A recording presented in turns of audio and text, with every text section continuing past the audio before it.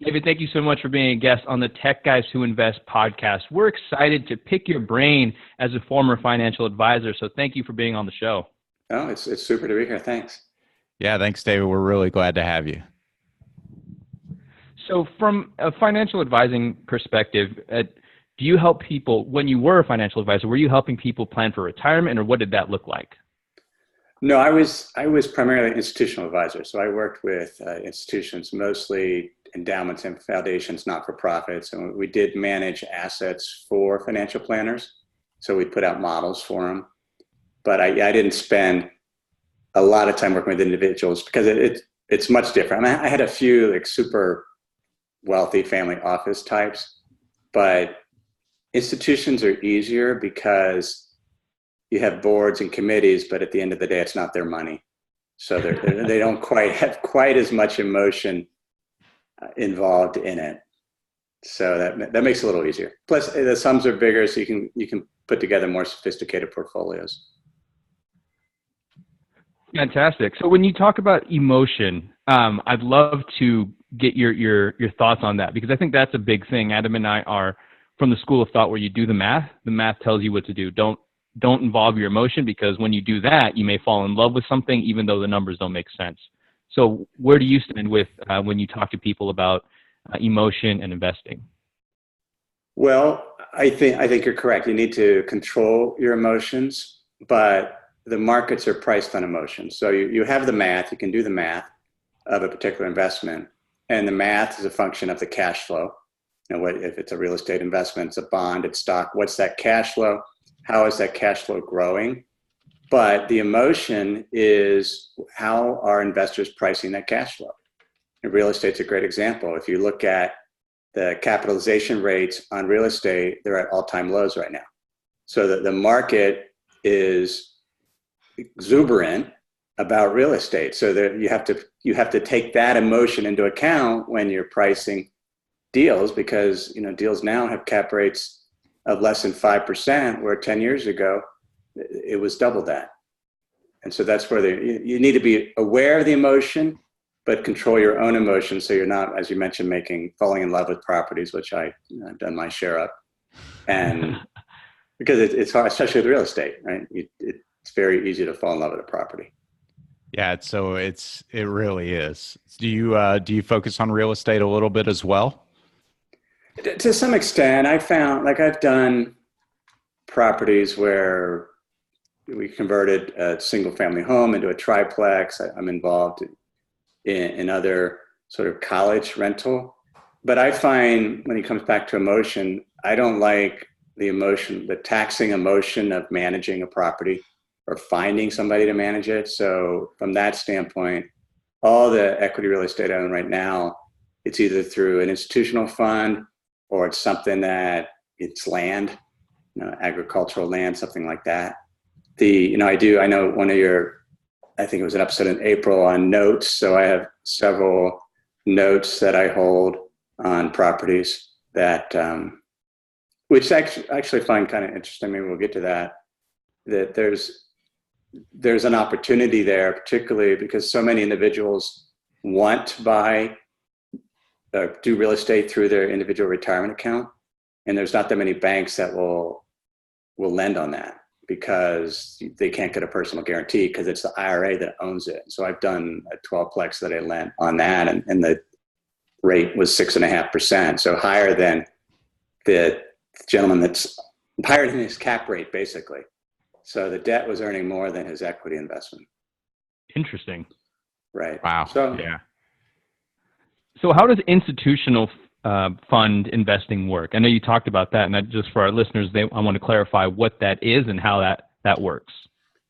Well, there's similars. So most, like a college endowment, let's say a $200 million endowment, they'll hire a investment advisor. Sometimes they're called investment consultants, that will work with the staff, they'll work with the board to set a target asset allocation. They'll help them select specific investments, be it exchange traded funds, index funds, or actively managed strategies. Most of the time it involves a significant allocation to private capital, so venture capital, leverage buyout, real estate.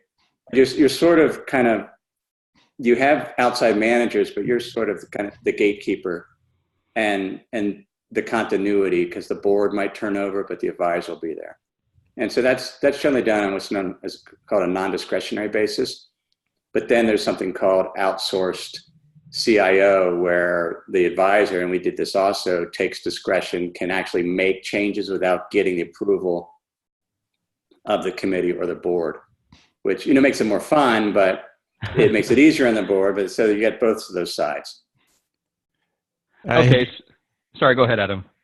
Yeah, I was curious because that seems like, it just sounds like the sophisticated professional world of investing. I mean, to me, and I think a lot of people who might listen to this, who may not, a lot of them are not professional investors. They're people who work a day job, and they think about investing in terms of being able to have enough for retirement. And then, David, what you're talking about just sounds like this whole other level of sophistication and people who do this for a living. And that's really neat to me. So I was kind of wondering how you think about personal investing. And I'm sure you've taken a lot of the techniques and the knowledge you've gained from investing professionally and apply that in some ways. What are some ways you kind of see that crossing over into personal investing? Well, I think the key thing is that we're all portfolio managers. And what portfolio managers do is they allocate their assets among different opportunities that have different return drivers. And that, to some extent, that's what institutional investing is. Even if it's $1 billion portfolio, you have multi-return drivers, multiple asset classes. Maybe the actual vehicle you use to implement it might be different, but that's the way I look at it. So as an individual investor, and what I teach on my website and in my book is, we're portfolio managers.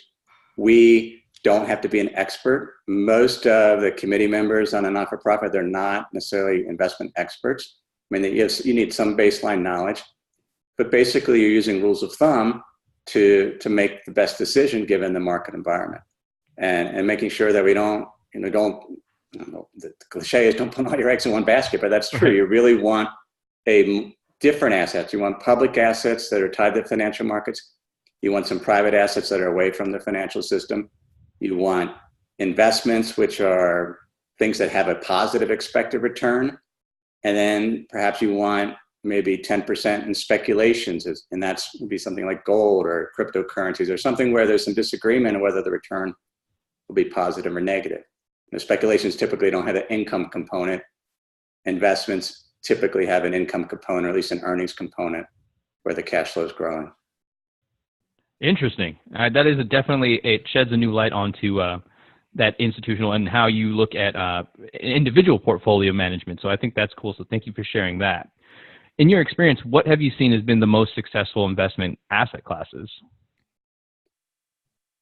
Well, it depends on the environment. I mean, clearly over the long term, stocks have been the highest performing asset class, generally speaking. I mean, you have some venture capital that have done better than that, but for most individuals, stocks is probably where they can get the most return. The downside is they're subject to 60% withdrawals or drawdowns in terms of losses. And that's when the emotion comes in. When we look at, we're into 10 years into this bull market. That means there's a lot of investors that have never experienced a 50% drawdown on their stocks. And it'll be interesting, particularly in the FIRE community, the financial independence, retire early community, that has really taken hold over the past decade. Most have never, they say they'll be fine suffering a 60% loss. We'll see how that turns out, because when you're in the depths of a 2008, you don't know when it's going to end, and it can be very difficult to invest in that environment. Yeah, this is a topic that's pretty interesting to both Kevin and I. We've talked about it before, and it's clear that we're at the top of some kind of a cycle, and nobody knows what's coming or when it's coming. But what types of things do you like to see people thinking about to prepare for it, especially just normal working people, like white collar folks who um, aren't sure what they should do or could do to prepare for some type of a correction? Well, I think it's important to just to be aware, right? I mean, it's not that hard to, if you see people, for example, let's say 2017, when everyone's talking about cryptocurrencies, right? A lot of individuals just went out and bought them not knowing what they were. Now, if it was just a little bit of money, that's fine. But I think as investors, or even individuals, we can be aware of what's going on if there's a lot of hype or there's a lot of fear, and we can make allocation decisions based on that, right? Leading up to 2006, 2007, I mean, it was clear there was a housing bubble. I mean, it still dumbfounds me that, for example, I remember a guy, he moved to our town in Idaho. He went back to school. He had money to go back to school because he lived in Kentucky and he had gone down to Florida to buy some building lots unseen, didn't even look at the lots, and they doubled in price. And then he sold them. But like in that type of environment, when you have that type of horrendous exuberance, that's a time to be cautious. When you have a huge amount of fear, like 2009, once it became clear that things were actually starting to get better, that was the time to invest because you had very, very inexpensive valuations across asset classes. And so you're not trying to time the week or the month. It's just being aware of really what drives investment returns and how that works. I mean, if you invest in real estate, it's driven by rents. Well, if you know that you're getting less, you're earning less in terms of your yield or your cap rate, well, something's not necessarily, it's not just not in a good environment. You're not going to earn as much. Right. And so when things are more expensive, and so you have to adjust your expectations also. So it's not, it takes some time, but you just can't stick your head in the sand. Okay, so you're saying that pay attention to what's around you. You should still invest, but be cautious when the clues in the news, if you will, are telling you that something is going on. Or you could use those clues in the news as a marker when to be aggressive as well. No, exactly. When you hear people say, I'll never invest in stocks again, or like, I'm going to buy my third home and flip it, right? When everybody suddenly is an expert in real estate, then we should be cautious in that environment. And, often environments, it's neither, right? People aren't overly, right? The current environment. People are not overly excited about the stock market. We've had 10 years of recovery, but there's still a healthy skepticism. The economy is slowing, but it's not falling off a cliff. So it's not a time to be panicking by any means. This is July 2019, but it's just being at least on a surface basis aware of what's going on. Absolutely. Sorry about that weird noise there. I apologize. That might have been on my end. I wanted to ask you about different strategies in investing in stocks. For example, my extent of the knowledge is you kind of, I've heard buy low, sell high, but that's definitely not the approach I would recommend. I think more of like an index fund investing, but I know that there are things like shorting and things of that nature. Is that something you experience as an institutional investor or you have as an individual? And if so, could you talk about that? Well, yeah. Well, shorting is when you expect the stocks to go down and you borrow the shares and sell them. And then when it's gone down, hopefully, then you buy the shares back and return them to whoever you borrowed them from. Hedge funds do it. Individuals probably shouldn't. When you're shorting stocks, stocks is an asset class with a positive expected return. It has positive yield. It has positive earnings growth. And so basically you're betting against the ingenuity of a capitalist system when you're short. And you can lose unlimited amounts of money when you're short. And so it's not something most individuals should do. They really should be focused on index funds or exchange traded funds because and that's how I invested institutionally. I have always focused on asset classes. So I'd rather be diversified by asset classes. I used to buy individual stocks, but I spent so many years researching professional money managers who were stock pickers and being disappointed how frequently they underperformed or were wrong. Because when it comes to stock investing, it's a meeting of the mind. So you have buyers and sellers, and they collectively transact at a certain price based on their collective view. And that collective view typically has been correct. Has been correct. And so when we're buying an individual stock, our position is the market's wrong.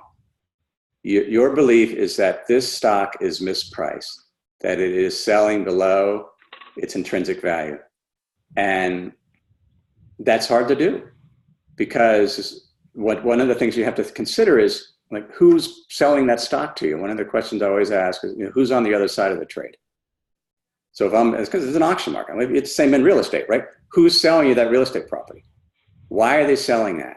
Are they highly motivated seller because they're overly leveraged, so they're willing to take any price? Or is it's the same with the stock market. Who is selling that stock? And in the stock market today, it's driven by institutions and quantitative investors and a professional investment class. And so the idea that as individuals, we know more than the collective market, most of the time the market's wrong on or the individual, you're not going to be right. Now, you can get overall asset classes that can get mispriced in terms of overexuberance, but figuring out which particular stock is mispriced is very difficult to do. Benjamin Graham could do it and Warren Buffett could do it in the early days, because who was on the other side of the trade typically? It was individual investors. Now it's mostly professional institutional investors, a lot of bots, a lot of quantitative algorithms. It's hard to get some type of informational edge in that environment. So for that reason, I invest in index funds typically, or ETFs. Now, David, you mentioned the word speculation earlier. What do you consider good investments to consider for speculation? And could you unpack that a little bit for people who may not be familiar about how someone like yourself thinks about speculation? Right. Well, speculation is where nobody knows what the right price is. Gold, for example, there is no income to gold. If you make money owning gold coins, and I do, the only way to make money is somebody buys it at a higher price at a later date. But there's no rhyme or reason what the right price should be. The same with Bitcoin. There is no PE ratio for Bitcoin that you can, an objective measure. There's no cap rate for Bitcoin or dividend yield. So it's purely speculation, because there's a disagreement on what the right price could be. And an investment, there's some objective criteria. We can look at the income and say, what am I paying for this income stream?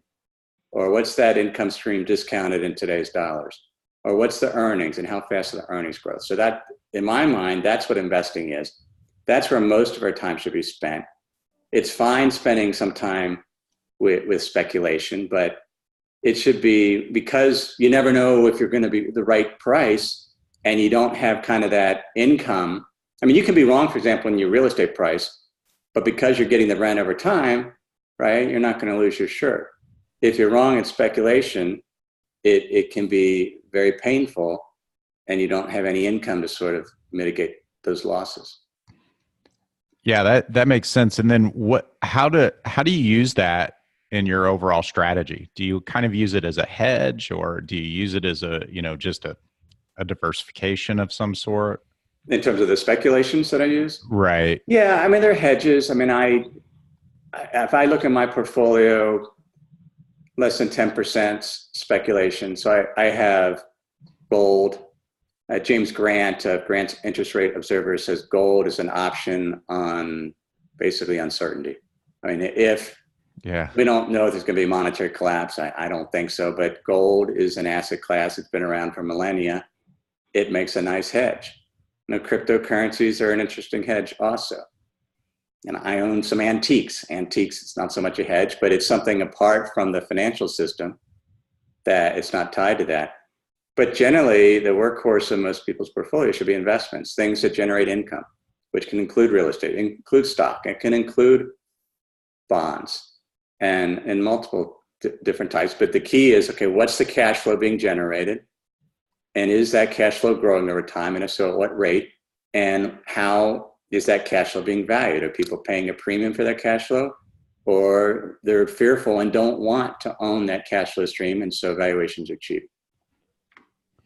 Interesting. That is a very interesting way of putting it. And I like that you were talking about hedging your bet. You also, when we were talking about shorting, you talked about borrowing stocks. And I was curious, is there any way that you could finance the purchase of stocks or investments in that nature?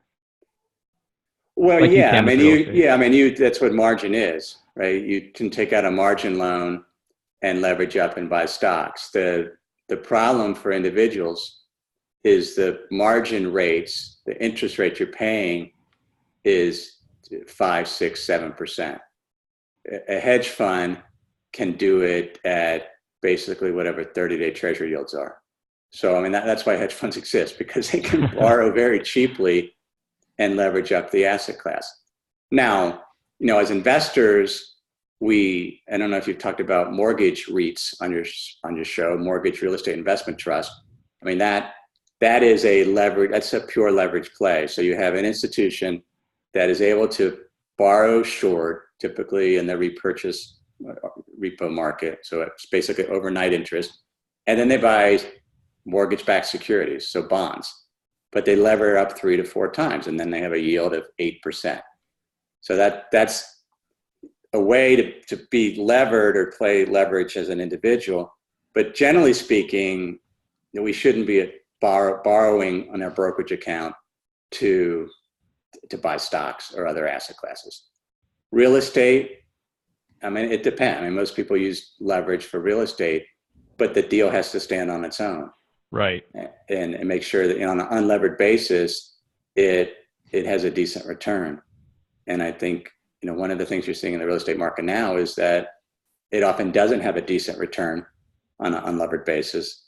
It's the leverage that's leading to the higher return, and people talk themselves into buying it just because it looks better with leverage. Yeah, that's pretty interesting. I heard someone talk once about the concept of insuring stock in some way, like making a play that would allow them to essentially insure their stock purchases in some way. Have you heard of anything like that? Yeah, I mean, there's option strategies where you're basically buying some type of portfolio insurance. The problem with the stock market is way more volatile and has way more extreme events than what most people anticipate. So, I mean, and I've priced this out in my membership community. People have asked this question, like, what if I want to hedge my portfolio against a greater than, let's say, 5% loss? Well, and then you can go buy put options and make sure you have enough to cover the size of your portfolio. Well, the cost of that ends up being 2 to 3% per year. So, and that's where you realize, okay, the market knows that, or options are priced recognizing the market is way more volatile than your typical financial advisor assumes. And you know that because it costs 2 to 3% to hedge your portfolio against a 5 to 8% loss. And that really lowers your overall return. So for most investors, it doesn't make sense to hedge. It's better to make sure you scale your stock exposure to where if there's a 50 to 60% loss, you're not decimated. That it doesn't, the personal harm, because there's 2 types of risk. The risk is, what happens in terms of the overall market, but there's the impact of what it is on your portfolio. Now, somebody's young and many decades from retirement, well, they can withstand those 50 to 60% losses. So what? Maybe they have 70 to 80% in stocks. But if you're 60, you can't be 80% in stocks, because in that case, a 60% loss drawdown you'd have to push back your retirement for 4 or 5 years. And so that's where it's important. But generally, the best way to hedge is through your asset allocation, having different return drivers, and don't do it by buying put options or other type of portfolio insurance. So from an allocation perspective, could you talk about percentage what you've seen as the most successful in your experience? Well, I mean, it depends in terms of I think, phrasing it the most successful, there is not a most successful strategy other than have multiple return drivers. I mean, you can be a minimalist investor and have two holdings. You can own VT, you can own the Vanguard Total World Stock Market ETF, and you can own the equivalent, US bond ETF. And that be it. And, maybe you're 80% stocks and 20% bonds. And so in this environment, my expected return for stocks over the next decade is about 6.5%. The bonds right now, it's going to be closer to 2.5%. And you can do the math. I can't do that in my head, but collective, at 80-20 portfolio, right? It's going to be about a 5% expected return portfolio, which is low. I mean, that's where, as individuals, we need to recognize that we're not in an environment where stocks are going to return 10% and anymore, because the dividend yields are too low, and the value that investors are placing on their cash flow, right? The price to earnings ratio, which is effectively what price is the market paying for $1 worth of earnings. Well, it's over 20. It's looking at what's known as the Shiller PE, or cyclically adjusted price to earnings ratio, where you have the price of the market, this is the US stock market, divided by the earnings. That PE is 28. The average going back to 1969 is about 19. And so we're much higher than that. So in that environment, as this expected return for stocks, or for the US stock market, is about 5 to 6%. The non-US market's a little higher, 6 to 8, but collectively it's about a 6.5% return. And that's what it is. I mean, that's where we have to recognize, all right, if we put it in a retirement calculator, this is what we're going to earn and this is a reasonable expectation. And then when you're looking at alternative asset classes such as real estate, that's kind of what you're comparing. All right, well, I can earn 2.5% on bonds. I potentially could earn 6% on stocks over the long term. What is this deal going to get me? And does it make sense? I like that. I was going to ask if you had seen people try out things like I think it was Ray Dalio who had a kind of like a formula that people could use. Yeah, it's the Allweather portfolio, which and the approach there, and it's an intriguing approach, because the idea is, for most individuals, the stock market is the most volatile of asset classes. So even let's say they're 50-50, 50% stocks, 50% bonds. Most of the volatility and the returns are driven by what's going on in the stock market, because the range of potential return for bonds is going to be very narrow. And so the idea of the all-weather portfolio is, instead of having so much of your volatility dependent on stocks, that you own long-term bonds. If you own very long-term bonds, they're going to be as volatile as the stock market. And if you own gold, it's going to be as volatile as the stock market. And the idea is, during different economic regimes, these different asset types will offset each other. It works. I mean, Ray Dalio has run hedge funds for years doing that. Now, in their case, they lever up their bonds and use leverage. Where most people have trouble implementing it is they're not comfortable they're comfortable that stocks are volatile. It freaks them out that their bonds are volatile. So if interest rates, this year is great, right? If you own long-term bonds. But if interest rates went up 2%, that long-term bonds would fall 30, 40%, right? So that's the idea. You want everything to be volatile, and hopefully it offsets each other. But psychologically, we talk about emotion again, that can be difficult for individuals. Yeah, that makes total sense. And it's difficult for institutions. I had a pension fund client once that they owned, because a pension, basically they have all these liabilities, these retirees that are going to retire. They had a long duration bond manager. So they owned very long-term bonds, 30-year bonds. And it made sense. It's called asset liability matching. So they had their assets, and the idea was, okay, if interest rates fall, our liabilities in terms of what we're going to owe to retirees is going to be higher. And so we're going to own these long-term bonds so that they'll go up at the same time. Well, that worked great when yields were falling, but the one year when interest rates went up, I remember the investment committee saying, why do we own these things? And this wasn't a strategy I recommended it, I sort of inherited it. But here's a sophisticated pension committee that adopted a very sophisticated asset liability strategy.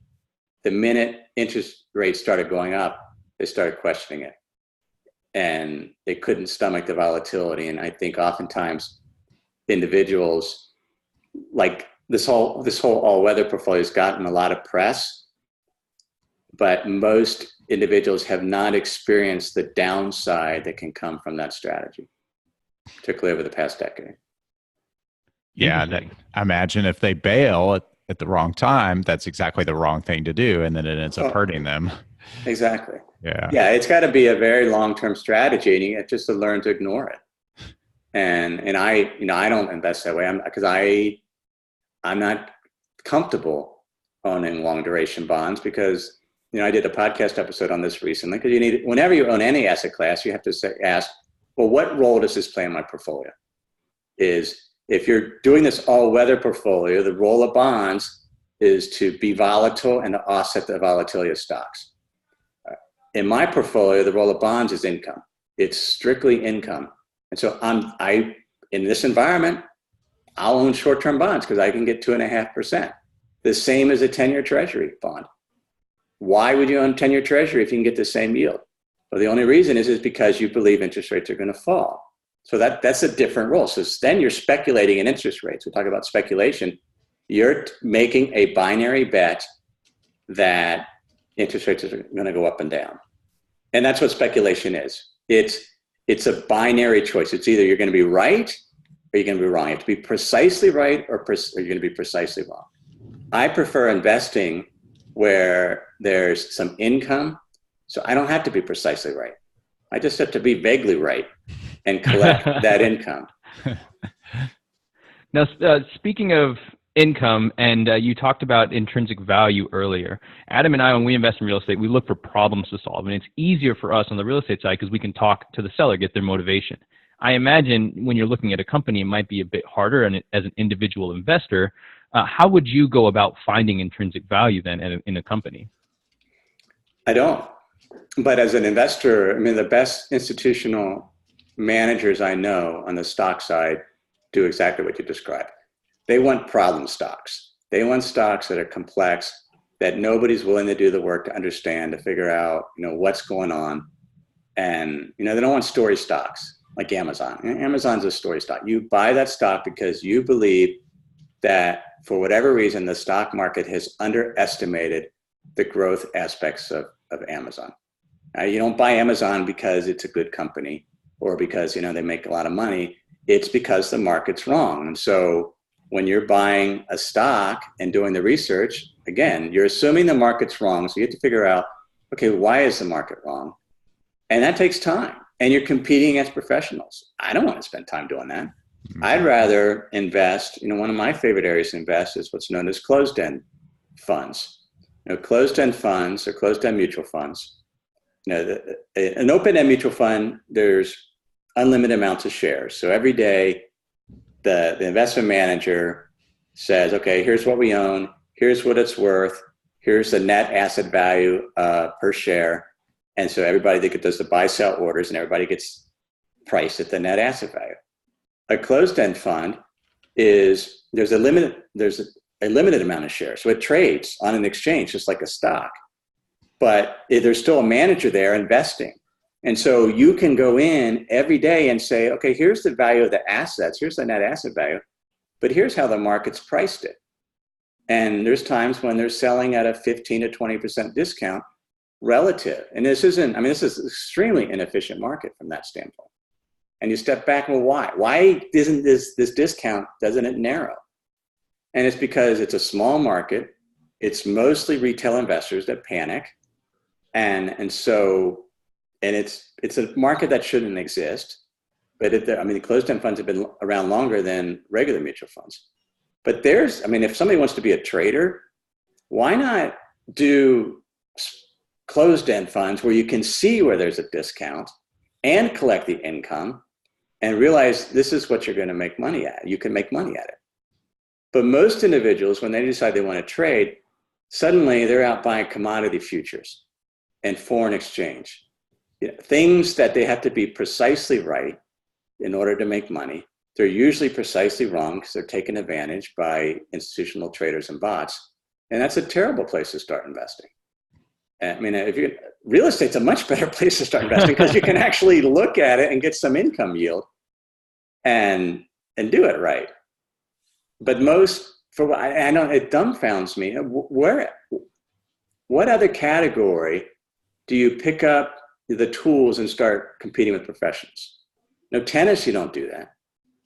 You don't pick up a tennis racket and suddenly you're in the ATP tournament.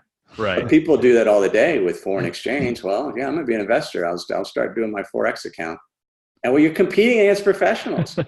And the phrase in the hedge fund space is you're going to get your face ripped off. And they do. That I was shopping for furniture a while ago, and a bed actually, because the bed, they were sponsoring my podcast. So we had to go look for a bed because I got tired of talking about the bed without owning it. Well, the salesman was way more excited about trading, and he had spent $25,000 to learn how to trade. He was 65. Wow. And he says, yeah, my goal is to retire in 5 years trading. And I said, does your company have a 401k? He'd worked for him for 15 years. Yeah, we have a 401k, but I haven't participated because stocks are risky. And yet now he's trying foreign exchange and options. And so I actually went, this was down in Phoenix, said, tell me where you went. And so I went to the Trading Academy and I sat through 4 hours because I wanted to figure out how they're convincing a 65-year-old man to pony up $25,000. And he says, well, you got to invest in yourself. And I sat through it, and they're very upfront, this Trading Academy. Unlike many of them, they have a patent. They said, we have a patent. And they did. And I read their patent. The patent is most investors are unsophisticated. And if you're going to be a successful trader, you have to take advantage of unsophisticated investors. And they were teaching people how to do that. Wow. Which it's true, but it's kind of sad too. I don't want to make money taking advantage of unsophisticated investors. And I probably wouldn't even I tried, I wouldn't be very good at it. And that's interesting that it's just out there, and that I'm glad we're talking about this because a lot of people don't know that or haven't heard it explicitly and may have suspected it, but didn't know for sure. So it's really interesting. It was crazy. I mean, there was probably 20 people in the room. Nobody should have been there. But the pitch was, okay, we recognize you're behind in saving for retirement. And the only way you're going to get ahead is you have to use leveraged asset classes. Wow. You're going to have to, and Forex works because it's highly levered. And the way you make money is you have to don't lose as much as you gain. So you get out in time, and we'll teach you how to do that. But nobody stays around long enough. Very few will actually do it. And the other thing that frustrates me about it is they all say, if you even go through the school, I won't even give the name of the school, but you can see who their instructors are, and they have certain criteria. But nobody says how much money they actually have at stake, how much skin in the game.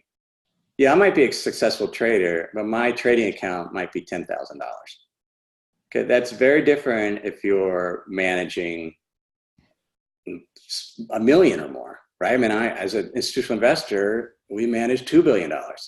When you're making trades with $2 billion, it's way scarier, and it plays with your emotions again, versus if you're 5 to 10,000. I can imagine. So, David, if you were to give someone who wanted to begin their education, their investing education, what resources might you point them to begin learning about some helpful tools, some things that would be good for someone who's starting from scratch to learn about? Well, if they're starting from scratch, a good book that just came out recently is Aaron Lowry's book. It's The Broke Millennial's Guide to Investing. And it's very basic. It's like how to open a brokerage account and things like that. Yeah. I get asked that question a lot. And what I found, as I studied the investing book market, there's a gap there, right? You have very basic investment books. Here's how index funds works, et cetera. And then suddenly you're looking at real estate, value strategies, Forex. There was nothing out there that says, okay, how do I decide which asset class to look at? And so actually I have a book coming out, published in this October by McGraw-Hill. And it's Money for the Rest of Us, 10 questions to master successful investing. And it's the 10 questions you should ask before you invest in anything. And it's things we talked about. First off, what is it? To be able to just explain an investment in your own words to somebody. And if you can't do it, then you shouldn't invest. And most people, if you ask, well, please explain, this guy, can you explain foreign exchange to me? What's going on here? What, you couldn't do it. And, with real estate, you should be able to explain it. Know if it's investing, speculating, gambling, like that we talked about. Is there disagreement on the price, or is there income? And what's the upside? What's the downside in terms of the maximum potential loss? Who's on the other side of the trade? We've talked about that here. Like, who are you trading with when you're doing it? And then, other questions such as, what's the investment vehicle? And another important question is just, what does it take to be successful? For this real estate transaction to work out, what has to happen? And what could go wrong? And we often don't just do that to understand. We just sort of hope it for the best. And so, that'd be one resource. Another one, a podcast, listen to podcasts like yours and others is a great way. It depends on what kind of learner you are. If you're an audio, it's not the word, but you learn basically through listening. Podcasts are great for that. Right. And speaking of resources, and I know you mentioned you have a podcast, where can our listeners find you if they want to learn more about your book, if they want to learn more about how you invest and things of that nature? Sure. Well, my website's moneyfortherestofus.com. It's also the name of the podcast. The book's at moneyfortherestofusbook.com. And people can look at that there. That's sort of where you can find me. Excellent. So, yeah, we really enjoyed having you on, David. I think you've added tremendous value to our listeners, and really appreciate you taking the time to come on and educate us. Before we let you go, we, as the tech guys who invest, like to have a little fun and sometimes ask our guests a tech question, usually a fun one, kind of like what's a piece of tech that you've really enjoyed recently, or what's your favorite piece of tech? So yeah, we'd like to ask you that. What's your favorite piece of technology right now? My favorite piece of technology, or least favorite. There's a lot of, oh gosh, that's a good question. The one sort of investment related, which is technology focused. I just did an episode on the Facebook's Libra, their new cryptocurrency, and then that has a lot of tech behind it. Yeah, it does. My recent tech purchases, I just bought a mirrorless camera I do YouTube. So, full frame mirrorless cameras, those are pretty cool. Nice. But, the other tech that I've been involved with Amazon Web Services since 2012. I went to their first Invent conference, I guess. And so that whole idea of outsourcing and in the cloud computing, and I have an app for my membership site that I run on DynamoDB. So that whole idea that as individuals, we can run basically enterprise scale servers. Like, I don't know anything about tech, right? But here I am, my storage is so cheap because it's in an S3 bucket. And, it's a fascinating world from that aspect. So that whole aspect of cloud and all the tools available through Amazon and, to the extent Microsoft also in the cloud is fascinates me. Nice. Fantastic. Well, David, thank you so much again for being a guest on the Tech Guys Who Invest podcast. We learned a lot, and I'm sure our listeners learned a lot as well. Great. Thanks for having me. All right.